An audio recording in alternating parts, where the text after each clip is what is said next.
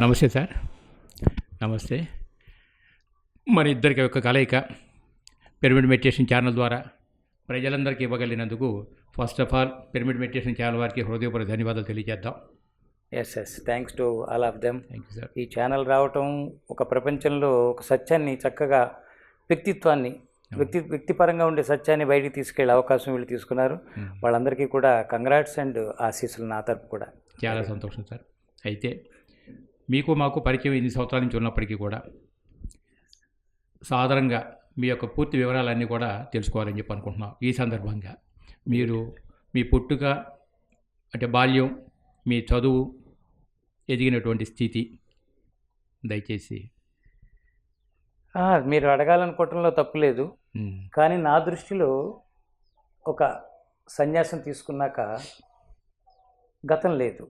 Okay. బాల్యం అవన్నీ కూడా ఒక ఫౌండేషనే. ఓకే. కానీ గురువులు ఏం చేస్తున్నారంటే సన్యాసం ఇచ్చినప్పుడు నాన్న నీ గతాన్ని కంప్లీట్గా తీసేసి నువ్వు కొత్త వ్యక్తిగా జీవించాలి, కొత్త వ్యక్తిగా జీవించాలి. అందుకనే సన్యాసుల్ని ద్విజుడు అంటారు. అంటే రెండో జన్మ పొందినవాడు. పాత జన్మకు ఒక ముగింపు ఇచ్చి, కానీ అవే ఆధారం. అక్కడి నుంచే ట్రాన్స్ఫర్మేషన్ మొదలైంది, అక్కడి నుంచే జిజ్ఞాస మొదలైంది. ఆ జిజ్ఞాసే ఈ స్థితికి తీసుకొచ్చింది కూడా. కానీ గతం గురించి ఎక్కువ చెప్పుకున్నా మనకి ప్రయోజనం తక్కువే, కానీ జిజ్ఞాస ఉంటుంది అందరికీ కూడా. దొరికిన పండుని హాయిగా తీసుకోవాలి, కానీ ఇది ఎక్కడ పండించారు, ఏ తోటలో ఏ వ్యక్తి దీనికి నీళ్లు పోసాడు అంటే కొన్ని దొరకవు. దొరికినా అవి సత్యమని నమ్మలేము. సో అలా అవుతుంది. కానీ చెప్పుకోవాలంటే క్లుప్తంగా నేను రాజమండ్రి గోదావరి ప్రాంతంలో పుట్టడం నాకు చాలా అదృష్టం. సో నా తల్లిదండ్రులు లోయర్ మిడిల్ క్లాసు.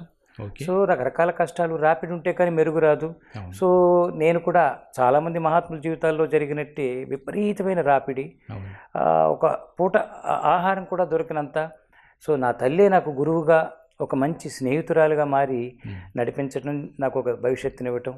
ఆ తర్వాత సాయిబాబా అనే ఒక శక్తి నా జీవితంలో ప్రవేశించి అప్పటి నుంచి 44 సంవత్సరాల పైన అయింది సాయి నామాన్ని తీసుకుని నేను బాగా ఆస్వాదిస్తూ.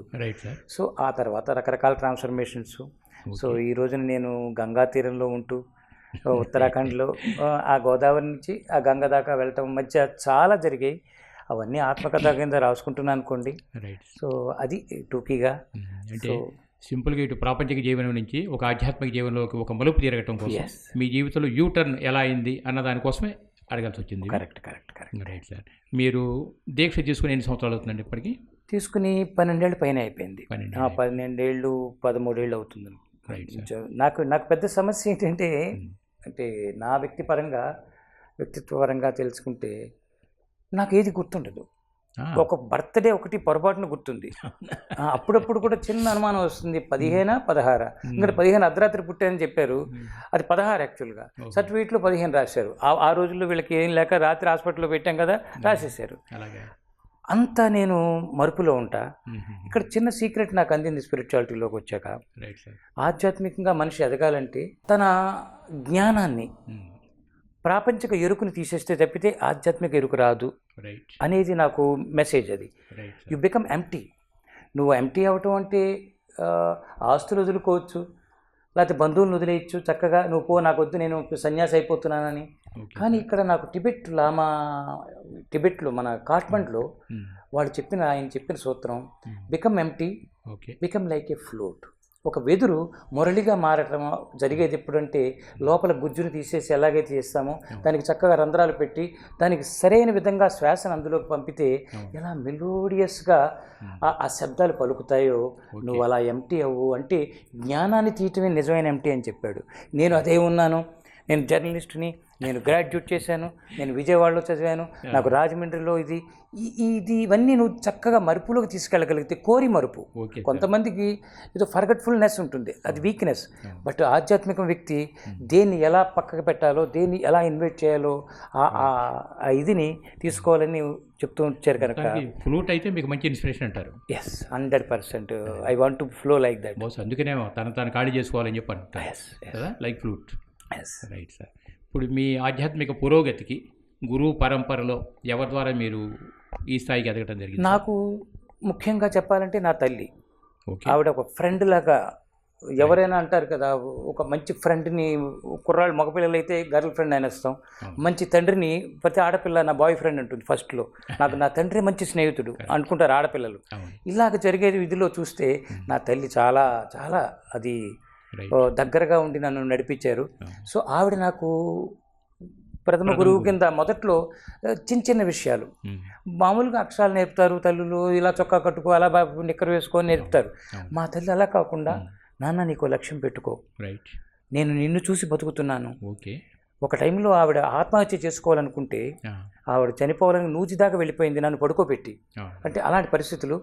సో ఆ పరిస్థితుల్లో నేను మళ్ళీ ఎలా లేచానో, లేచి ఏడుస్తూ ఆ దొడ్డి వైపు ఉన్న గడప దగ్గరికి వచ్చి ఆ ఏడుపు గట్టిగా ఏడుస్తుంటే, ఆవిడ దుంకపోతూ, చనిపోతారో లేదో తెలీదు, ఆ రోజుల్లో పూర్వం చావు అంటే నీ అంతే కదా. దొడ్లో నువ్వు చూసుకునేవారు. అవును. సో అలాగా ఆవిడ ప్రయత్నం చేస్తున్న టైంలో నా ఏడుపు విని పరిగెట్టుకు వచ్చి ఒకసారి ఒళ్ళోకి తీసుకుని ఏం చేయాలో లాలన చేసేసి ఇంక మళ్ళీ డ్రాప్ అయిపోయారు ఆత్మహత్య అనేది. ఓకే. అలాగా ఆవిడ చెప్పినప్పటి నుంచి ఆ మెసేజ్ నాకు అందింది. రైట్. దానివల్ల సో ఆవిడ నాకు, ఇలా ఉండు నాన్న, జాగ్రత్తగా అలా ఉండు, నువ్వు వ్యక్తిగా మారు. నాకు బ్యాంకు జాబ్ చేయాలి, బ్యాంక్ ఆఫీసర్ అవ్వాలని మహా కోరిక. ఆవిడ ఎప్పుడు అనేది, నీకేది ఇవ్వాలో అది ఇస్తారు, రైట్. నువ్వు అది ఇది అనుకో, రైట్. నువ్వు వ్యక్తి అవు నాన్న, వ్యక్తిగా మారు, ఓహో. ప్రేమగా ఉండు. ఆయన నా దృష్టిలో ఆవిడ చూశాక నాకు స్త్రీలంటే మహా గౌరవం వచ్చింది. Right sir. నా తల్లి నాకు అంటే విశ్వశక్తే ఇది అనేది, స్త్రీ స్వరూపం అని. అవును. సో హిమాలయాల్లో ముఖ్యంగా ఆ సృష్టి అది ఏదైతే ఉందో అది స్త్రీ స్వరూపం, శక్తి స్వరూపం. అవును. ఆవిడ దగ్గర నుంచి ప్రారంభించి నా దగ్గర ఎవరు వచ్చినా కూడా కన్నీళ్ళు పెట్టుకోకూడదు, ఓకే. వాళ్ళకి నేనేం చేయగలను, అవును. I'm ready to forgo anything. Right. ఈ థాట్లో నేను ఎదుగుతూ వస్తున్నా. అక్కడ సాయి దొరికి, సాయి తత్వం నాకు నా జీవితంలో, షిరిడి సాయి అండి, పుట్టపర్తి. షిరిడి సాయిబాబా, షిరిడి సాయిబాబా. సో అక్కడి నుంచి ఏమైందంటే ఆయన తత్వం యూనివర్సల్గా ఉంది. ఓకే. అక్కడ నేను నా బ్రాహ్మణుడుగా నేను పుట్టినా కూడా ఓకే. ఆ బ్రాహ్మణత్వాన్ని కూడా కాదు, ఇది కూడా ఒక అడ్డంకు అనే ఎరుక అక్కడ వచ్చింది. ఆహా. సో అక్కడి నుంచి ఇంకా నేను I started living as I am, right. As I am. ఎవడైనా వచ్చి మీరు తాగుతున్నారంటే, అవునా నా బ్రాండ్లు కూడా చెప్తాను, కావాలంటే తీసుకో, నీకు నచ్చితే తీసుకో అనేంత ధైర్యంగా అది నేను వాడి ఊహని, వాడి భ్రమని correct. I will encourage. Correct. But my truth is my truth, your truth is your truth. అవును. సో అలాగ నాకు సాయి నుంచి నువ్వుగా ఉండు, ఈ మెసేజ్ నేను అందరికీ చెప్తున్నా, నా మెసేజ్ అది. రైట్. నువ్వుగా ఉండు, నీకు ఒక స్థితి ఉంది. అవును. సో అది సాయి దగ్గర, సాయి సమర్థ సద్గురు, రైట్. ఆయన సద్గురువులకే సద్గురు. Right sir. ఎలా అయితే పత్రి గారు చూస్తున్నాను, పత్రిజీ ఆయన బ్రహ్మర్షి అయి ఉండి కొంతమంది బ్రహ్మర్షులు తయారు చేస్తున్నారు. అంటే ఆ బ్రహ్మర్షి కాదు, ఇంకా ఏదో ఉంది అక్కడ. సో ఈ మధ్యకాలంలో పితామహ యాడ్ అయింది కదా వారికి. పితామహ అసలు అవి కూడా కాదేదో, అవును. ఆ ఋషిత్వంలోనే కరెక్ట్. మహర్షి నుంచి బ్రహ్మర్షి, బ్రహ్మర్షి నుంచి ఇంకా పరమాత్మ స్థితిలో ఒక ఋషిత్వం కూడా దాటిపోయారు ఆయన. దాటిపోయారు. ఇప్పుడు బ్రహ్మర్షి అనలేము, ఆయన్ని ఏది అనలేము, ఆ ఋషిత్వం కూడా ఒక స్థాయి. ఇప్పుడు ఆయన టోటల్ ఆమెని అయిపోయారు. కరెక్ట్. ఆయన ఏ గ్లాసులో ఏ నీళ్ళు పోస్తే అది అయిపోతుంది అన్నట్టు అలా అయిపోయారు. So now he's expanding himself. Correct. So ఆయన బ్రహ్మర్షిత్వం ఏదైతే బ్రహ్మర్షి స్థితిని పొందారో అది ఇంకొకరు ట్రాన్స్ఫర్ చేస్తూ ఆయన నెక్స్ట్ ఫ్రీక్వెన్సీకి వెళ్తున్నారు. ఈరోజు మంచి క్లాసులో ఆయన యోగి చెప్పుకుంటూ వచ్చే ధ్యాని, యోగి, ఋషి, మహర్షి, బ్రహ్మర్షి, బ్యూటిఫుల్ కాన్సెప్ట్స్. రైట్. సో వాటిపైన ఇంకోటి ఉంది, అది ఇప్పుడు అవసరం లేదు కనుక ఈ సంవత్సరం బయట పెట్టాల. ఇంతకుముందేమో ధ్యానం ఇవ్వండి చాలు అనేవారు, యోగులే మీరంతా అన్నారు, ఈరోజు ఇచ్చారు. అంటే వీళ్ళని జాగ్రత్తగా, చిన్నపిల్లాడికి ఒక్కసారి ఆవకాయనం పెట్టకూడదు కనుక. సో అలాగా కాబట్టి ఇలాగ నాకు గురువు కూడా నన్ను చక్కగా ఇప్పుడు పరమహంస అంటున్నారు, హిమాలయస్ అంటున్నారు, ఇంకోటి అవతారాన్ని మన వాళ్ళకి ఒక స్వామీజీకి అమ్మవారు చెప్పిన ఇది పరమేశ్వరానందగిరి అని ఆయనకి, ఇవన్నీ నేను చూస్తున్నా as it is. But I am me. అయితే ఇప్పుడు మీకు గురు పరంపర అన్నప్పుడు ఓన్లీ షిరిడి బాబా గారే మీకు గురు పరంపర. స్టార్టింగ్ నాకు అక్కడ వచ్చింది, కానీ ఆయనేమో బియాండ్ బాడీ. సో బట్ నాకు అనుభవాలు అందుతున్నాయి. కానీ నేను నీతో మాట్లాడాలి తండ్రి, నాకు ఒక పిచ్చి కోరిక. అదే నాకు జర్నలిజం చేయాల్సిన అవసరం కూడా కలిగింది. నేను ఏదైనా పట్టుకుంటే దాన్ని లోతు చూడాలి, దాన్ని నాకు ప్రాక్టికల్గా అందాలి. వాళ్ళ వరకు దర్శనమైంది, వీళ్ళకి కాదు, నాకైతేనే నాకు ఆ మెసేజ్ అందాలి, నాకు అనుభూతి దొరకాలి. సో ఈ లెవెల్లో సాయిని నేను చాలా సతాయించాను. చాలా చూస్తే ఆయన నాకు పరంపరల వైపు తీసుకెళ్ళటం, విఠలానంద సరస్వతి మహారాజ్ అని ఆయన కలవటం. ఆయన కలిసినప్పుడు కూడా ఆయన విజయవాడలో ఏం చేస్తున్నావు, ఎలాగ నువ్వు ఓం సాయిరాం పత్రిక నడుపుతున్నావు, బాగుందిరా, అది ఇదంటే బాబా మిమ్మల్ని ఎలా పిలవాలి అన్నారు. నీ ఇష్టం రాని అది ఫస్ట్ టైం అండి మీరు కలవటం ఆయన? ఫస్ట్ టైం కలిసినప్పుడు చెప్తున్నా. ఓకే. అనేటప్పటికల్లా విఠల్ బాబాజీని పిలువు నాన్న అన్నారు ఆయన. లేదు బాబా నాకు మావయ్య అని పిలవాలండి అన్నారు. అది ఆయన సన్యాసి దత్త అవధూత ఆయన. ఓకే. మావయ్య అని పిలవాలనిపిస్తుందంటే ఒరే సాయిబాబాని వాడు అలాగే పిలిచేవాడు ఒకడు. సో ఓకే అయితే మరీ మంచిది, నీకు ఎలా అనిపిస్తే అలా పిలువు, కానీ నా దగ్గర ఉండు, నా మాటను తీసుకో, నేను చెప్పేది జాగ్రత్తగా ఆచరించు, నువ్వు ఏ పేరైనా పెట్టుకో. అక్కడ నాకు చాలా టర్నింగ్ వచ్చింది. ఆయన నాకు దీక్షా గురువుగా మారి ఆ దత్త సాంప్రదాయంలో ఏదైతే బ్రహ్మ విష్ణు మహేశ్వరులు ఆ 3 స్థితుల్ని కలగలిసి ఉన్న తత్వంలోకి ఆయన మెట్టు వేశారు. ఇప్పుడు ఈ సన్యాసి దీక్షకి ఆయనే మీకు గురు పరంపరలో ఆయనేనండి? 100% విఠల్ బాబాజీ. విఠల్ బాబాజీ. రైట్. ఇప్పుడు ప్రజెంట్ ఉన్నారండి ఆయన? వెళ్ళిపోయారు. ఒక 4-5 సంవత్సరాలు మన క్లాస్ ఇక్కడ చేశారు ఒక సంవత్సరం. ఇది అయిన కొద్ది కాలానికి వెళ్ళిపోయారు. Right sir. రైట్. ఇప్పుడైతే గత కొంతకాలం నుంచి ఇప్పుడు మీకు పిఎస్ఎస్ మూమెంట్తో పరిచయం ఇప్పటికి ఎన్ని సంవత్సరాలు సార్? ఇది 12 ఏళ్ళ పైన అయిపోయింది. 12 సంవత్సరాల పైన అయింది పిఎస్ఎస్ మూమెంట్ పరిచయం ఏర్పడి. ఫస్ట్ స్టార్టింగే మన జ్ఞానమహాచక్రం ఫస్ట్ అమరావతి నాకు బిగినింగ్. ఓహో. మన నందాప్రసాద్ నాకు మానసపుత్రుడు, అతను ఫస్ట్ నన్ను ఇన్వైట్ చేసి స్వామీజీ మీరు రావాలి, ఒక డే మేము ఫిక్స్ చేస్తున్న క్లాసు అంటే ఏంటి అంత పెద్ద డయాస్ మీదకి నేనేంటి అనుకున్నా. సో సరే వస్తాను నాన్న అన్నాను. వెళ్ళేప్పటికల్లా సో పత్రి సారు ఆ గేట్ దగ్గర అలా గబగబా ఆయన వచ్చి చేతులు అలా పట్టుకున్నారు. సరే తీసుకెళ్ళిపోతే లోపలికి వెళ్ళాలి, కుర్చీ ఎక్కడ వెతుక్కుంటూ నేనున్నా. ఆయన అలా నా కళ్ళల్లోకి చూస్తూ అలా ఆయన నిలబడిపోయారు, నేను ఉండిపోయాను. దగ్గర హాఫ్ మినిట్ దాకా ఇద్దరం ఒకరినొకరు చూసుకుంటూ దేర్ స్టార్టెడ్ మై ఏదో ఒక ఆధ్యాత్మికమైన మిత్రుడు దొరికాడు, ఏదో ఒక వైబ్రేషన్, సంథింగ్ స్టార్టెడ్ ఆ రోజు నుంచి. ఇప్పటికి ఇదిగో ఇది 12 సంవత్సరాల పైనే. ఒక జన సందేహం సార్, ఇప్పుడు జనరల్గా మీరు గురు పరంపరలో వచ్చేసరి కల్లా విట్ల బాబా దగ్గర నుంచి సన్యాసి దీక్ష తీసుకున్నారు కదా. ఇప్పుడు మూమెంట్తో మీ పరిచయాలు ఏర్పడి అప్పుడే దాదాపు 2012 నుంచి మీ పరిచయాలు ఏర్పడిపోయినాయి. పరిణామ క్రమంలో ప్రతి ఒక్క వ్యక్తి కూడా మనం ఎదగటానికే ప్రయత్నం చేస్తున్నాం కదా. ఇప్పుడు ఈ దీక్షా నియమాలు మీ కార్యక్రమాలు ఏవైతే ఉన్నాయో వాటిని మీరు ఫాలో అవుతూనే బట్ పిఎస్ఎస్ మూమెంట్లో పత్రిజీతో పరిచయాలు ఏర్పరచుకున్నారు. ఈ పత్రిజీ దగ్గర ఈ సిలబస్ ఇవన్నీ చూసిన తర్వాత మీకు ఎట్లా ఫీల్ అవుతున్నారు సార్ మీరు? ఇప్పుడు ఇక్కడ నేను చెప్పే కదండి, నేను నేర్చుకున్నది సాయి నుంచి మొదలైంది. సాంప్రదాయం దత్త సాంప్రదాయమైనా దత్త సాంప్రదాయం లోతుకు వెళితే అవధూత తత్వం ఉంది. అక్కడ అవధూత తత్వంలో ఏమిటంటే బాలోన్మత్త పిశాచి, బాలుడుగా ఉండు, ఉన్మత్తుడుగా ఉండు, ఏదైనా విషయాన్ని నువ్వు తీసుకుంటే సాధనని పిశాచిలాగా దాన్ని పట్టుకుని వదలకు, ఎవరికైనా నువ్వు సహాయం చేయాలనుకుంటే చేసేదాకా నిద్రపోకు. అలాంటి తత్వం నాకు అక్కడ దొరికింది. సాయి నుంచి అయితే శ్రద్ధ పెంచుకో, సహనంతో ఉండు, వీలైనంత వరకు పక్కవాడికి పెట్టే విధంగానే ఉండు, నీ చేయిని ఇలా ఇచ్చే విధంగా ఉంచుకో తప్పితే నువ్వు చాపక్కర్లేదు, నీకు సప్లై చేసేవాడు పైనుంచి ఇచ్చేవాడు వెనక ఉన్నాడు అనేది ఆయన దగ్గర బలపడటంతో ఈయన దగ్గరికి వచ్చాక నాకు నా ప్రతిరూపం ఆయనలో చూసుకుంటున్నా. నాకు ఆ పత్రిజీ గారిలో నా పెద్ద అడ్వాంటేజ్ నా ప్రతిరూపం. ఎస్ ఇదే కదా థాట్, అల్టిమేట్ థాట్ అదే. సో నాకు అక్కడ ఏమీ కన్ఫ్యూజన్ లేదు. సో కానీ నా పాత్ర ఏమైందంటే ఇటు కొంతమంది నిన్ను ఎల్కేజీ వాళ్ళని చూసుకోవాలి, ఇక్కడ సాంప్రదాయాన్ని జాగ్రత్త చూసుకోవాలి, నా అల్టిమేట్ ట్రూత్ నా ఎరుకలో నాకు గురువులు ఇచ్చిన ఆ జ్ఞానాన్ని జాగ్రత్తగా చెప్పాలి. సో ఇది నేను పోషించుకుంటూ వెళ్తున్నా. కాబట్టి నేను ఏ స్కూల్కి వెళ్తే ఆ స్కూల్లో కలిసిపోతున్నా. ఇది అల్టిమేట్ స్కూల్కి వచ్చా ఇక్కడ. సో ఆయనతో నేను ఉన్నంతసేపు ఐఆమ్ హీ ఈజ్ మీ, అలా మా ఇద్దరి మధ్యన ఉందేమో. అసలు అక్కడ ఏమీ కన్ఫ్యూజన్ లేదు. He's my soulmate. అంత స్వేచ్ఛ ఇస్తున్నా కదా సార్.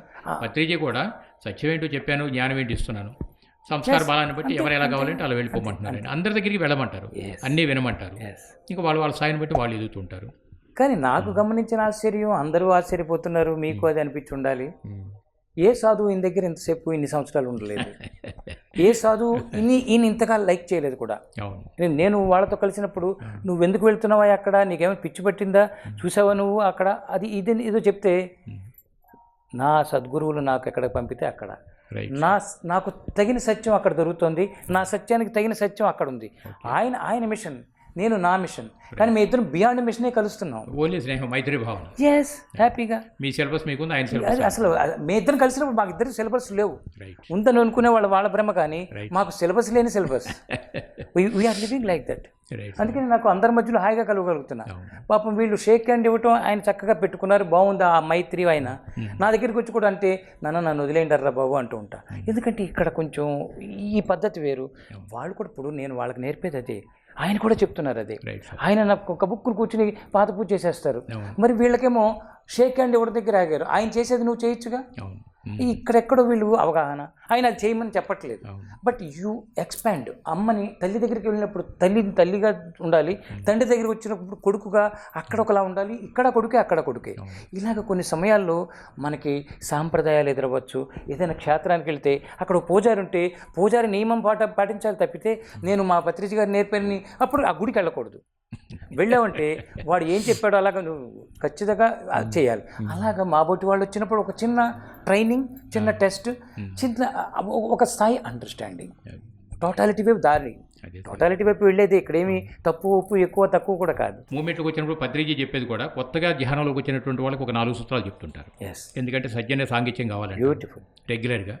తర్వాత స్వాధ్యాయం, మంచి బుక్స్ చదవమని చెప్పి చెప్తారు. అందరు రాసిన బుక్స్ చదవమంట, అది గ్రేట్ క్వాలిటీ ఆయన దగ్గర. మరి ఇంతమంది బుక్స్ చదివి ఇన్ని అనుభవాలు విన్న తర్వాత మరి నీ అనుభవం ఏంటన్నప్పుడు సాధన మొదలు పెట్టమంటారు. 3వ పార్ట్ సాధన వస్తుంది. సాధనలో ఉన్న సందేహాలు ఆచార్య సాంగత్యం అన్నారు. ఈ 4 పాయింట్స్ మీకైనా ఆయనకైనా సరిపోతాయి కదా. ప్రపంచంలో ఎవరికైనా. కానీ వీళ్ళు కొంతమంది మన ఈ మూమెంట్లో వాళ్ళు, లేదు మూమెంట్లో లేని వాళ్ళు, బయట వాళ్ళని చూస్తున్నా వీళ్ళు ఎక్కడ ఇరుక్కుపోతున్నారంటే, ఇప్పుడు ఆయన పుస్తకాలు చదవమన్నారు, స్వాధ్యాయం కావాలి. స్వాధ్యాయం చేస్తూ ఒక మంచి గ్రంథాన్ని చదివి ఆ గ్రంథ సారాన్ని పట్టుకుని పుస్తకాన్ని వదలమన్నారు. మాకు కూడా అదే చెప్పారు, వాళ్ళకి కూడా ఆయన అదే చెప్తున్నారు. అంతేకాని నేను ఇన్ని పుస్తకం చదివాను ఆ పుస్తకాన్ని పదే పదే కోట్ చేయకుండా ఆ గ్రంథంలో నాకు తగినది, నన్ను మార్చేది, నేను మారటానికి ఉపయోగపడే అంశం ఏమిటి అదే తీసుకో. ఆ 100 పేజీల్లో 100 పేజీలు నీ కోసం కాదు, నీకు అది 10 పేజీల్లో 20 పేజీల్లో ఎంతో కొంత అంతవరకే తీసుకుని ఆ పుస్తకం వదిలిపెట్టి ఇంకొక కొంచెం ఎక్స్పాండ్ అవ్వడానికి ఇంకో గ్రంథం చదువు. స్వాధ్యాయాన్ని కంటిన్యూ చేయాలి.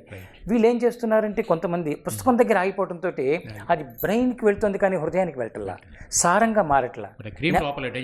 డైజెస్ట్ చేసుకుని ఆ గ్రంథాన్ని తీసి ఇంక పడేయాలి, ఆ గ్రంథాన్ని మర్చిపోవాలి. నేను చదివాను, ఆ పుస్తకం నాకు తెలుసు అన్నంత దాన్ని కూడా మర్చిపోయేంత విధంగా దాన్ని తీసేసి ఆ సారంలోకి వచ్చేస్తే అది అనుభవ సత్యం అయిపోతుంది, మారిపోతుంది.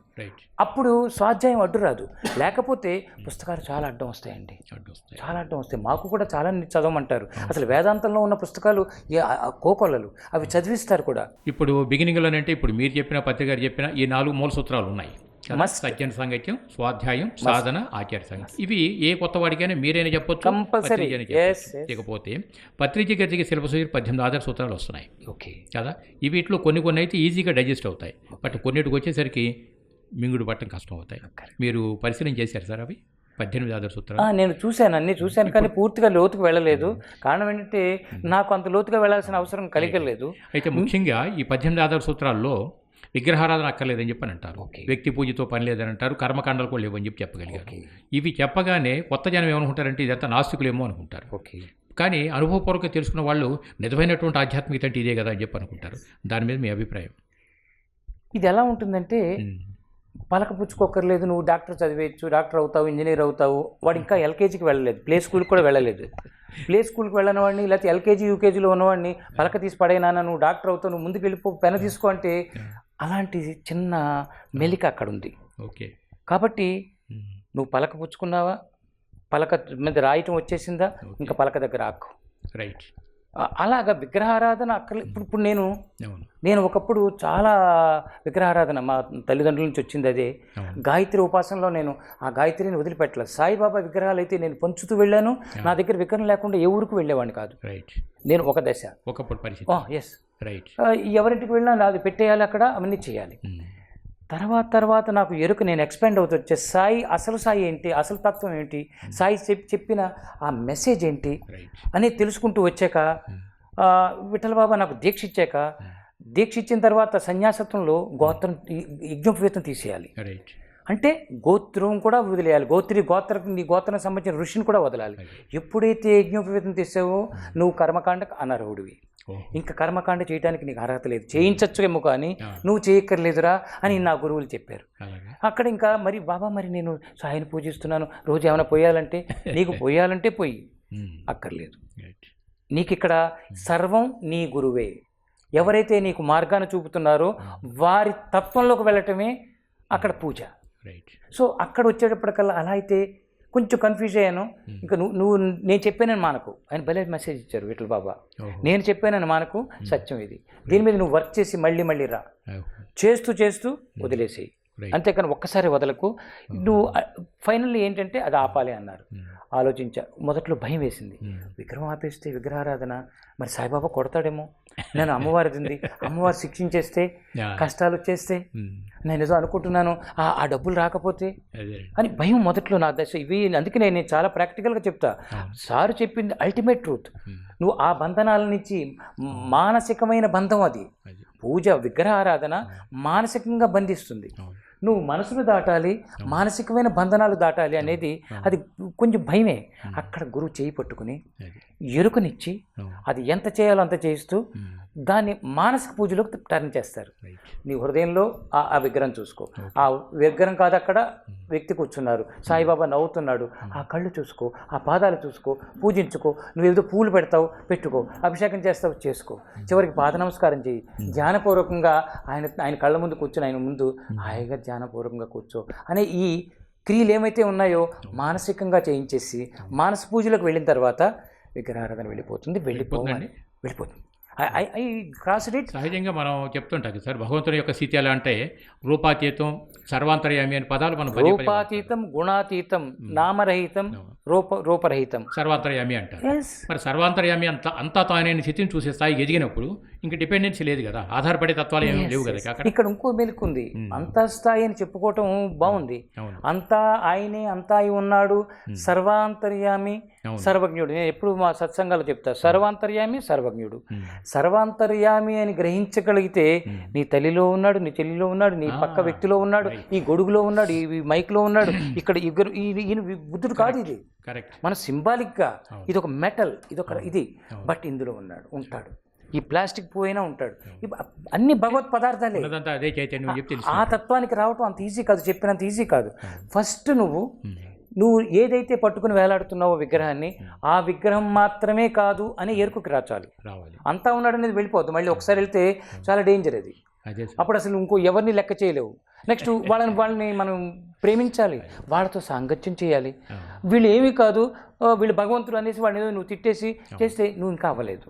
సో ఫస్ట్ లెవెల్ పలకగా గుర్తించి, పలకతో నాకు పని లేదు అనేంత జ్ఞానమే ఎరుకుని తీసుకుంటే పుస్తకం మీద వెళదాం, పెన్ను పుచ్చుకుందాం, పెన్సిల్, తర్వాత పెన్ను పుచ్చుకుంటాం. ఇలాగ అంచులంచులుగా వెళ్ళాలి తప్పితే ఆ భగవతత్వాన్ని మెల్లిగా ఎక్స్పెండ్ చేయాలి. ఒకసారి అల్టిమేట్ ట్రూత్లోకి వెళ్ళిపోయాం అనుకోండి, తికమక పడిపోతాం ఒక్కోసారి. బహుశా ఇప్పుడు మరి భారతదేశంలో అనేక రకాలైనటువంటి ఆధ్యాత్మిక సంస్థలు ఉన్నాయి కదా.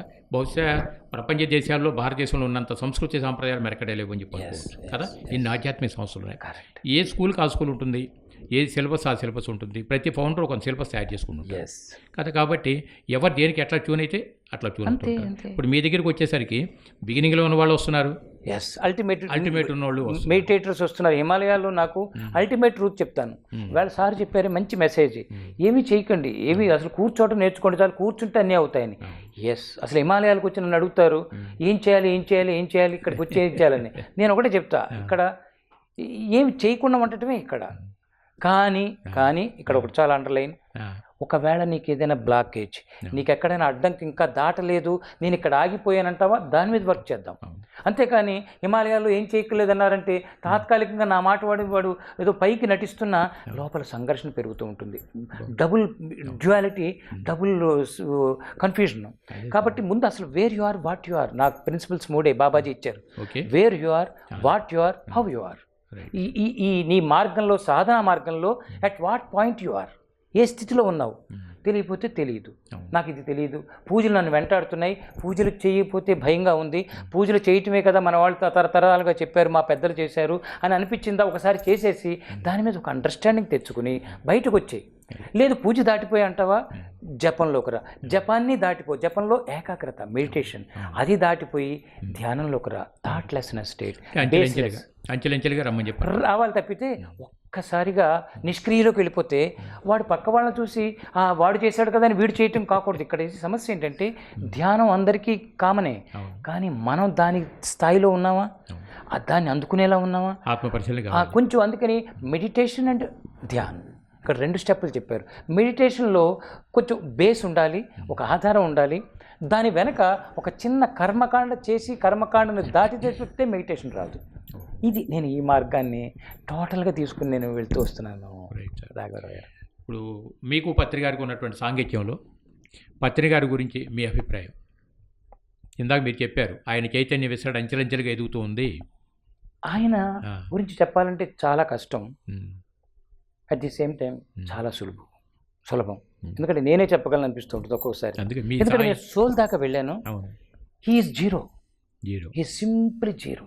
రైట్.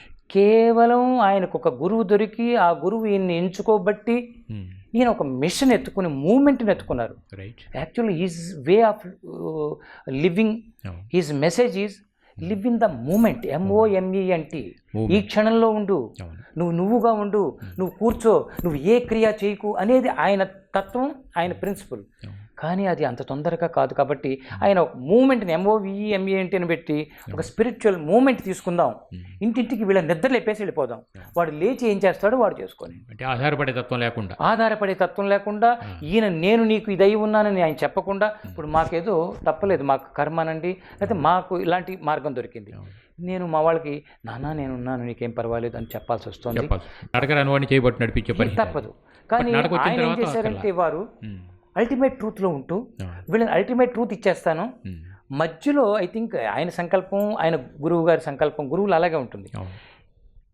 ఒకడు పంచుకుంటూ వెళ్ళిపోతే, ఇప్పుడు పెళ్లిలో భోజనాలు పెడతారు, ఒకడు ఆకు పెట్టుకుంటూ వెళ్తే రెండోవాడు అన్నం పెడుతూ ఉంటాడు, మూడోవాడు కూర పట్టుకొస్తాడు, నాలుగోవాడు వచ్చి నెయ్యి వేసి తినండి అయ్యా అని భగవన్ నామస్మరణ చేయించి మొదలుపెట్టి, ఇలాగా వారు ఏం చేస్తున్నారంటే చక్కగా ప్రతి హృదయాన్ని ట్యాప్ చేసి, అది మామూలు విషయం కాదు. గల్లీకి వెళ్ళి ఆయన ప్రతి సందులో ప్రతి వ్యక్తిని దేశ విదేశాల దాకా వెళ్ళిపోయి నిద్రలేపుతున్నారు.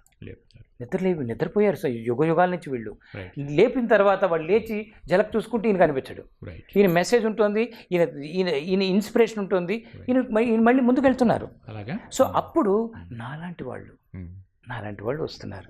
అందుకని ఒకసారి ఆయన భలే అన్నారు, బాబాజీ మీ అవసరం చాలా ఉంది వీళ్ళందరికీ, ఒకసారి మేము కారులో వెళ్తున్నాం నర్సీపట్నం, ఫోన్ చేసి అందా వీళ్ళు ఇచ్చేటప్పటికల్లా ఇలా మేము వెళ్తున్నామండి, నేను వైజాగ్లో ఉండిపోయాను, అక్కడ రాలేకపోతున్నాను బర్త్డే కంటే, మీరు కాదు మీకు వీళ్ళందరికీ చాలా అవసరం ఉంది, ప్రతి పిరమిడ్ మాస్టర్కి మీ అవసరం ఉంది, మీరు వీలైనంత మంది పిరమిడ్ వాళ్ళ దగ్గరికి వెళ్ళండి అని చెప్తే, ఇదేంటి కొత్త మిషన్ పెడుతున్నారు ఈయన, అయ్యా నా వల్ల కాని పని కదా అన్నాను.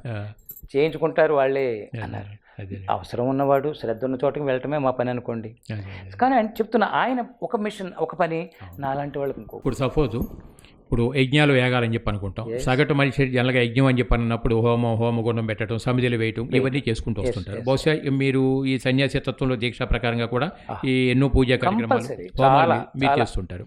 ఇప్పుడు ఇక్కడ ధ్యాన మహాచక్రం అని చెప్పని, ధ్యాన మహాయజ్ఞాలు అని చెప్పని పత్రిజీ పరంపరలో ఇలా నడుస్తున్నాయి. వాటికి మనం ఎలా అర్థం చేసుకోవాలని చెప్పి అంటారు?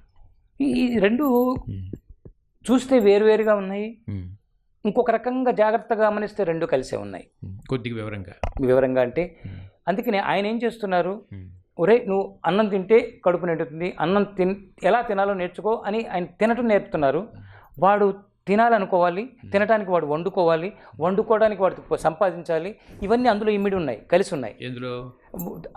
ఆహారం తిను అని చెప్తున్నారు, సరైన ఆహారం తిను, సరిగ్గా తిన్నదాన్ని చక్కగా డైజెస్ట్ చేసుకో అంటే ఆయన అంతఃక్రియని, ఆధ్యాత్మిక క్రియని, అతీత క్రియని ఇన్కల్కేట్ చేస్తున్నారు. కానీ దాని వెనక ఆ వ్యక్తి కొంచెం మరి తిను అని ధ్యానం చేయన్నారు, ధ్యానం చేయాలంటే కూర్చుంటాడు, మైండ్ కొన్ని చెప్తుంది, బాడీ కొన్ని చెప్తుంది. సో వెంటనే ఇతను ధ్యానాన్ని కూర్చోబట్టే, శ్వాస మీద ధ్యాస పెట్టబట్టే నాలో ఈ మాయ ఉంది, నాలో ఈ అజ్ఞానం ఉంది, నాలో ఈ భయం ఉంది, నాలో ఈ కోరిక ఉంది, అన్నీ బయట సర్ఫేస్కి వస్తాయి. అవును సార్. అంటే సగటు మనిషి జనరల్గా యజ్ఞం యాగం అనేసరికి సగటు మనిషి ఏమైనా ఉంటాడంటే హోమగుండం అని చెప్పి అనుకుంటారు. సగటువాడు ఇప్పుడు ఇక్కడ మనకి ధ్యాన మహాచక్రాలు వచ్చినాయి అనుకోండి, వేలాది మందితో ధ్యానం అని చెప్పి అంటున్నారు, ఇది యజ్ఞం అని చెప్పి అంటున్నారు. ఇది మహాయజ్ఞం, అసలు యజ్ఞం ఇది. అది ఏంటంటే బేసిక్ లెవెల్. అందుకని ఏం చేశారంటే మాకు గురు పరంపరలో నువ్వు యజ్ఞం చేయాలంటే యజ్ఞం ఆ రకమైన యజ్ఞం చేయగలవు. ఒక కొవ్వొత్తి వెలిగించు, ఒక దీపం వెలిగించు, ఒక అగ్నిని అలా పెట్టు, ఆ అగ్నికి నువ్వేం చేయాలో చేసుకో, కూర్చో, అగ్నిని ఆశ్రయించు. ఎందుకంటే యజ్ఞాలు చేసినా మరొకటి చేసినా ఇంకొకటి కూడా ఉంది, సరైన అల్టిమేట్ గురువు దొరకనప్పుడు ఆ మెట్టు దగ్గర ఒక మెట్టు చూపించి వెళ్ళిపోతూ ఉంటారు. అక్కడి నుంచి ఇంకో మెట్టుకు వెళ్ళటానికి గురువు దొరకనప్పుడు ఆ మెట్టు దగ్గర ఆగిపోయి హోమాలే సత్యం, యజ్ఞాలే సత్యం, అదే. పూజలే సత్యం అని ఆగిపోతారు. అయిపోతుంది. ఒక సద్గురువు దొరికితే, గ్రాండ్ మాస్టర్ దొరికితే, ఇలాంటి బ్రహ్మర్షి దొరికితే, ఒక పితామహుడు అవును. దొరికితే, ఆ స్థితిలో ఉన్నవాళ్ళు దొరికితే, హిమాలయ పరంపర నాకు నేర్పింది అదే. నీ కోసం వాళ్ళు ఎదురు చూస్తున్నారు నాన్న, నువ్వు అర్థం చేసుకో. కాబట్టి ఈయన చెప్పిన దాంట్లో అది ఉంది. అక్కడ వీళ్ళకి కన్ఫ్యూజన్ క్రియేట్ చేయటమే. మాస్టర్ సద్గురువులు చేసేది దే ఆర్ డేంజరస్.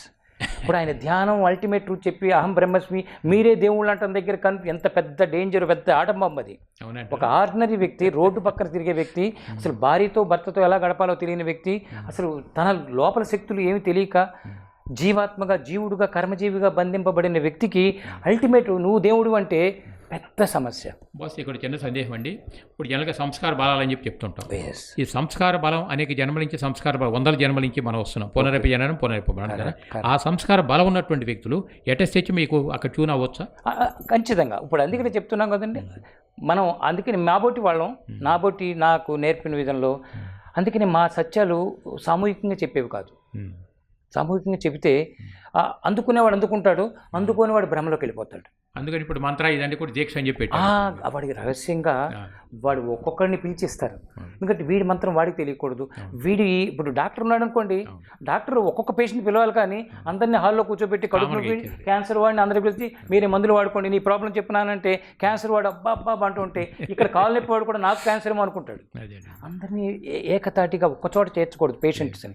అలాగే గురువులు కూడా ఒక్కొక్క శిష్యుని పిలిచి వాడి బ్లాకేజ్, వాడి కర్మజీవనం, వాడి పూర్వజన్మ సంస్కారం, సో అలా చేస్తూ ఉంటారు. సార్కి అలాంటి మిషన్ ఇచ్చారు. ఇక్కడ మీరు ఏరుకునేవాళ్ళు ఏరుకోండి, మీరు స్థితులు చూసుకోండి. మీకు అడ్డం వస్తే ఎవరో ఒకరి దగ్గరికి వెళ్ళి అదే సజ్జన సాంగత్యం పెట్టారు. మీరు వెళ్ళి ఒకవేళ హోమం చేయాలనిపించింది, నేను చెప్పిన దానికి హోమం చేయాలనేది మీకు అడ్డం వస్తుంది, అదేదో తేల్చేసుకోండి వారం రోజుల్లో 10 రోజుల్లో. అవన్నీ పెద్ద వ్యవహారాలు కాదు. ధ్యానం చాలా లోతు, కానీ ఈ కర్మకాండ ఇవి చాలా సింపుల్ విషయాలు. అదేదో మీరు చిన్న అండర్స్టాండింగ్ తెచ్చేసుకోండి, just for understanding, not to అక్కడ నువ్వు ఫిక్స్ అయిపోకండి. మీ అల్టిమేట్ ఇది ఎండ్లెస్ లైఫ్లోకి మనం వెళ్ళాలి. నాకు ఆయనకి కుదిరింది అదే. We are in infinite path. మనం ఎక్కడ ఆగద్దు. మీరు కింద వాళ్ళకి కింద చెప్పగలుగుతున్నారు, కొద్దిగా ఎదిగిన వాళ్ళకి పత్రిక కాన్సెప్ట్ కూడా ఎడమని చెప్పగలుగుతారు. హ్యాపీగా నాకు చాలా తృప్తిగా ఉండేది అదే. ఒక హగ్, ఒక ఆయన కళ్ళల్లోకి చూసినప్పుడు అక్కడ వ్యక్తిని నువ్వు దాటిపోయి కళ్ళలో చూడాలి, కళ్ళును దాటిపోయి దృష్టిలోకి వెళ్ళాలి, దృష్టిని దాటిపోయి ఆయన సోల్ దగ్గరికి వెళ్తాం. అది కానీ ఆ కలయిక, ఎర్ర చొక్కా వేసుకున్న పత్రిక నన్ను పట్టుకున్నారు, నా చెయ్యి ఇక్కడ వేశారు. ఈ ఫిజికల్ లెవెల్లో కాదు ఆలింగనం అంటే. ఆలింగనం, ఆత్మనివేదనం, ఇవి చాలా లోతైన విషయాలు. ఆయన దగ్గర నేను అది చూశాను. Is giving giving giving, always giving. బహుశా ఏ కొత్త వ్యక్తి వచ్చినప్పటికీ just you are a great master అని చెప్పి అది ఏంటంటే ఆయన దృష్టిలో గ్రేట్ మాస్టర్, బట్ వీడు ఆలోచించాలి, పరిశీలన చేసుకోవాలి. ఖచ్చితంగా గ్రేట్ మాస్టర్ అనగానే ఆయన గ్రేట్ మాస్టర్ అంటే కరెక్ట్. ఎందుకంటే ఇది బ్లెస్సింగ్ కదా. ఆయన ఏంటంటే one day you will become, if you already became then you realise, otherwise you realise your status. ఇందాక చెప్పానే వేర్ యు ఆర్. నేను నిన్ను చెప్తున్నాను, నువ్వు అల్టిమేట్ పర్సన్. నేను మా వాళ్ళకి చెప్తా, ఎవ్రీబడి ఈజ్ డైనమిక్ అండి, ఎవ్రీబడి ఈజ్ యూనివర్సల్, యూనిక్. మీరు కాదు. మీరు కనిపించేది మీ భార్యను అడిగితే ఒకలా చెప్తారు, మీ పిల్లల్ని అడిగితే ఒకలా చెప్తారు. ఈ మూమెంట్కి వచ్చి మీరు క్లాస్లోకి వెళ్ళినప్పుడు మీరు కాదు. సో ఈ టోటాలిటీని గుర్తించి వెళ్ళాలి. గురువులు ఆ టోటాలిటీ పాయింట్ ఆఫ్ వ్యూలో చెప్తారు. సో ఈ వ్యక్తి నేను దేవుడు అని చెప్పి వాడు వెళ్ళిపోయి ఏదేదో వాడు తోచింది వాడు బ్రెయిన్ ఉపయోగించి బట్టి వెళ్ళిపోయి చెప్పేస్తే వాడు దాకా పడతాడు, అవతల వాడు దాకా పడతాడు. ఇప్పుడు సపోజ్ మీరు ఈ దీక్ష అయిపోయిన తర్వాత హిమాలయ కల్ట్లో కొంత సాధన పరంగా చేసుకొచ్చారు కదా, చాలా ఖర్చు 20 ఏళ్ళు. అక్కడ చేసినటువంటి సాధన పరంగా ఉన్నటువంటి పద్ధతులు ఎలా ఉంటాయి? మీరు ఏమైనా టఫ్గా ఫీల్ అయ్యారా, లేకపోతే ఈజీగా ఉందా? అక్కడ లేదంటే హిమాలయాల్లో అంత ప్యూర్గా అది మన దైవ ప్రాంతం అని చెప్పి చెప్తుంటాం. ఇప్పుడు అవన్నీ అయిపోయిన తర్వాత ఇప్పుడు సభ్య సమాజంలోకి వచ్చి చెప్తున్నారు.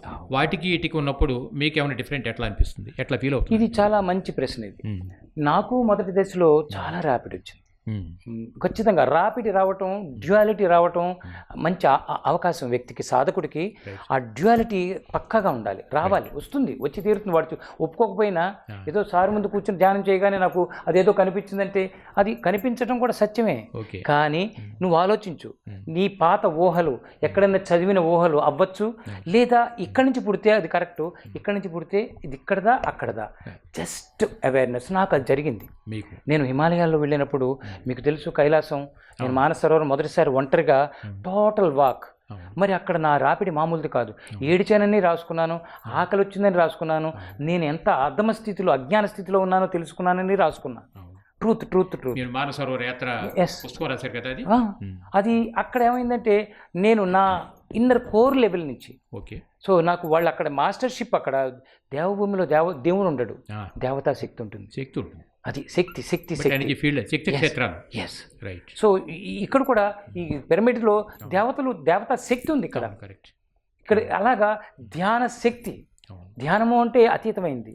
అక్కడ దేవతలు కనిపిస్తారు ఒక దశలో ధ్యానంలో. అంటే వీళ్ళ పెట్టండి, నాకు మా వాళ్ళు లేదా నేను తిరుగుతున్నది మొదట్లో శబ్దాలు, తర్వాత రూపాలు, తర్వాత రంగులు, ఇలాగ ఏవో జరుగుతాయి. అందరికీ జరగాలని లేదు, ఇలా జరిగి జరిగి జరిగి జరిగి ఇంకా వాడు అక్కడ ఆగకుండా ఆ డోర్ దగ్గర second door, third door, fourth door, ఆ గర్భగుడి దగ్గరికి వెళ్ళేదాకా ఎలా ఉండాలో ఆ ధ్యాన స్థితిలో లోతుగా ఇక్కడ ఇవేం కాదు, ఇవి కాదు నా లక్ష్యం అని ఆ లక్ష్యాన్ని సరిగ్గా తనను తాను తెలుసుకోవటం కనుక ఆ అంతర్ముఖ ప్రయాణం ఆత్మాయణం చేస్తే ఇవన్నీ పోతాయి. నాకు అది హిమాలయాల్లో నేర్చుకున్నా. So now I mean total. నాకు ముస్లిం రానివ్వండి, ఏ సాంప్రదాయం వాడు రానివ్వండి, ఏ పాత్రలో వాళ్ళు రానివ్వండి, ఏ కులం వాళ్ళు రానివ్వండి, దట్ ఈస్ సాయిబాబా నాకు ఇచ్చిన ఫౌండేషన్. అది పెద్ద గిఫ్ట్ అనుకో. ఎస్, పెద్ద గిఫ్ట్. బాగుంది. ఇప్పుడు హిమాలయాల్లో మీరు సంవత్సరం మొత్తం మీద ఎన్ని నెలలు అక్కడ ఉండగలుగుతున్నారు సార్? 7-8 నెలలు ఉంటాను. మిగతా టైం అండి ఇటు వచ్చేస్తాను. నా సౌత్కి వచ్చేసి మన వాళ్ళందరూ నాకు ఇక్కడి నుంచి నేను మొదలెట్టాను కనుక సో వీళ్ళందరికీ ఒకసారి ట్యూన్ చేయటం, కొంచెం అక్కడ విషయాలు కొంచెం మంచి అందుకున్నవాడు. మీరు అన్నట్టు ఎవరు ఏ యాంగిల్లో అడిగితే ఆ యాంగిల్లో నాకు తెలిసిందో చెప్పి అక్కడికి వీళ్ళు ఎప్పటికైనా ప్రతి వ్యక్తి హిమాలయాలను దర్శించాలి.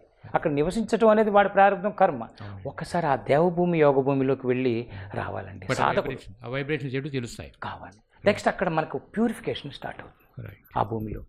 ఖచ్చితంగా అది నేను పంచుతూ ఉంటాను. 4 నెలలు ఇటు వచ్చి మన పిరమిడ్ హౌస్కి వచ్చాను. అసలు ఈ కట్టాలకు వస్తుంటే ఎస్ నా ఇంటికి వచ్చినట్టు ఉంటుంది. రియల్గా ఐ ఫీల్ ఆల్వేస్ నా వ్యక్తులు వీళ్ళందరూ అనిపిస్తుంది. మా వాళ్ళు అంటారు మీకు అంతమంది శిష్యులని, నాకు ప్రపంచం అంతా శిష్యులు అన్నా. అరే ఎప్పుడు వెళ్ళారండి అని. చూడండి అక్కడ ధ్యానమాచక్రంలో నా వాళ్ళందరూ, నా బిడ్డలందరూ. Yes, that is divine bondage. It's not ordinary bondage. అంటే అంతా తానే స్థితి. Yes right. బాగుంది సార్. హలో ఫ్రెండ్స్, పిఎంసి ఆన్లైన్ని సబ్స్క్రైబ్ చేసుకోండి. సరికొత్త అప్డేట్స్ కోసం బెల్ బటన్ని నొక్కండి.